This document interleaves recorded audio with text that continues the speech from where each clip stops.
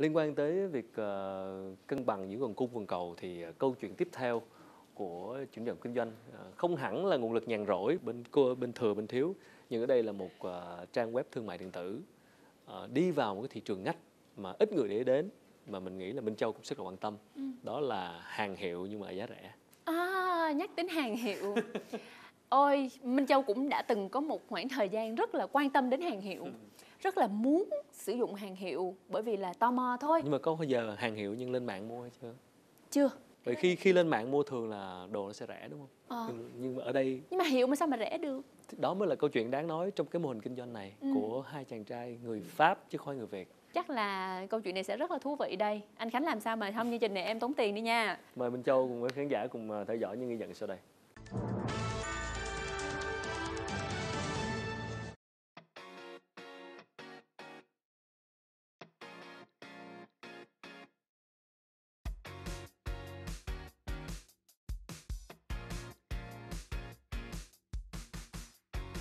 While we were working in that big e-commerce company, we quickly realized, we witnessed the need for people to purchase more and more foreign product, right? So as in every country that is growing from large, low, mid-income and you have a lot of people going to the middle class and upper middle class, well, these people want to buy product that allow them to make a statement about their social status, right? They want to buy more brands, they want to buy more foreign product and so on. Right? However, the driver number one to purchase those products is trust.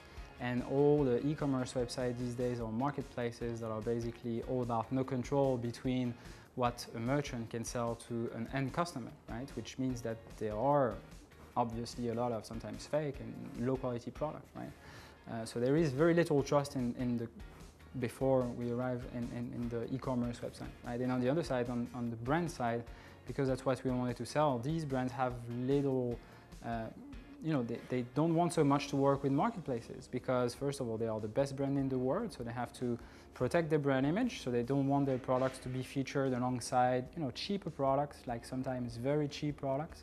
And they also don't want sometimes to work with marketplaces that ask them to do all the hard work, right? They would like to work with a partner that is taking care of everything for them. This country is increasingly interesting for foreign brands to approach, right? So it's a very big consumer base who's more and more wealthy. So it's becoming a very big market. However, we are still talking about products that are not affordable for most people. So brands are bringing a lot of stock to fill in their stores, to fill in their windows.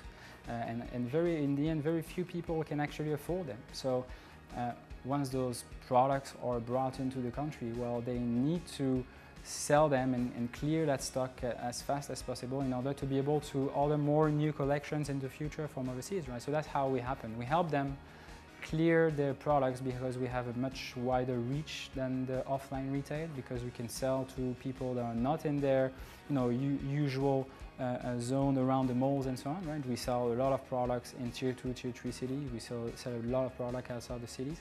And for those people, we are the only platform, the only way of purchasing a branded product, right?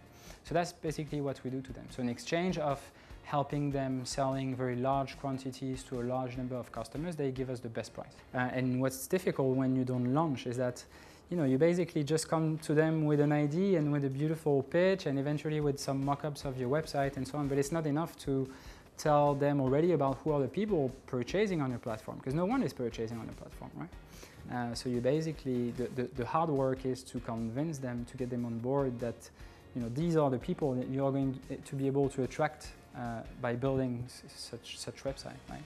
So technology is central for several aspects. The first is we're currently here in Vietnam. We've found that the problem of offer and demand started in Vietnam, but our ambition is to grow regionally. So technology will enable us to scale that model to other countries. Another thing is, in the model we're in, we need to personalize as much as possible the experience to the customer. So depending on who you are and when you log in on the platform, you will see different offers, right? So this is why technology is so important for us. Investors are quite excited about e-commerce because even though it's extremely difficult, it's very asset heavy, right? It's not only about technology. You need warehouses, you need a lot of people. Sometimes you need to invest in your inventory, right? So it's scary because of the quantity of investment it can require to build a scalable business. However, it's transactional. So it's not like an app or something that would be marketing oriented that would be difficult to find a way to monetize. E-commerce is buy and sell. People like it, they purchase, right? So it's mostly, if you want people to buy, give them good products, eventually at a good price if it's your positioning.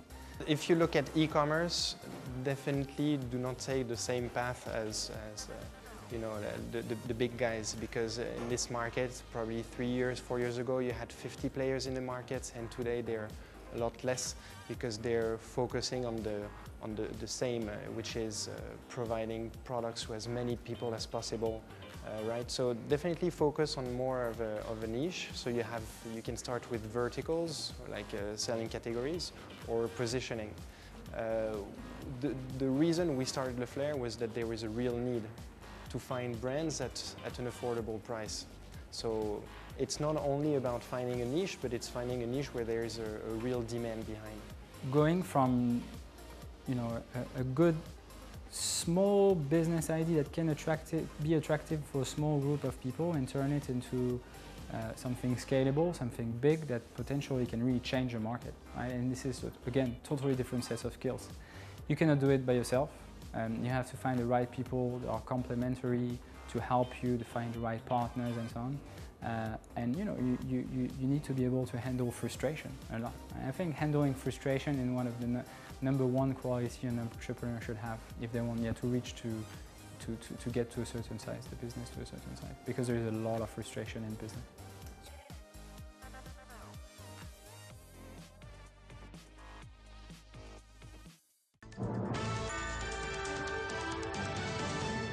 Mình tin rằng website này họ sẽ phục vụ rất là rõ những cái đối tượng khách hàng tiềm năng của mình. Họ sẽ mua và họ sẽ quan tâm, bởi vì đây là cái website đi vào thị trường ngách, chứ không phải là một thương mại điện tử hướng đến số đông. Bởi vì thương mại điện tử đang là một cái mảng mà người ta hay nói là rất là chua, bởi vì ngốn vốn rất nhiều và rất là khó sinh lời. Thì mình thấy cái mô hình khởi nghiệp mà cũng thương mại điện tử, cũng e-commerce, nhưng tập trung vào một cái ngách rất là đặc biệt và rất là rõ như này, thì sẽ có thể phát triển được tốt hơn là mở một trang web là bán tùm lum thứ, thì rất là khó và rất là mất nhiều vốn. Vậy là họ học cái cách làm e-commerce ở một cái tập đoàn lớn, và bản thân họ là người Pháp, họ rất là hiểu về hàng hiệu, và nhìn hai anh chàng này cũng rất là sành điệu nữa. Và cho nên thấy được cái nhu cầu của người Việt Nam. Thời gian đầu rất quan trọng trong việc là xây dựng cái niềm tin với lại nhà cung cấp và khách hàng. Cũng giống như câu chuyện vé xe rẻ tuần trước mình đã chia sẻ. Giai đoạn đầu khởi nghiệp bao giờ cũng vậy, niềm tin là khi đã có được niềm tin rồi thì khi đó chắc chắn bạn sẽ bắt đầu có chỗ đứng trên thị trường. Đúng là như vậy, đặc biệt là hàng hiệu thì cái chuyện mình lo ngại đồ giả là rất là nhiều. Hàng hiệu nhái, hàng giả là một cái quan ngại rất là lớn của những người yêu thích hàng hiệu. Đó chính là lý do tại sao mà rất nhiều người là phải bỏ tiền đi ra nước ngoài để mua hàng hiệu chứ không dám mua ở Việt Nam.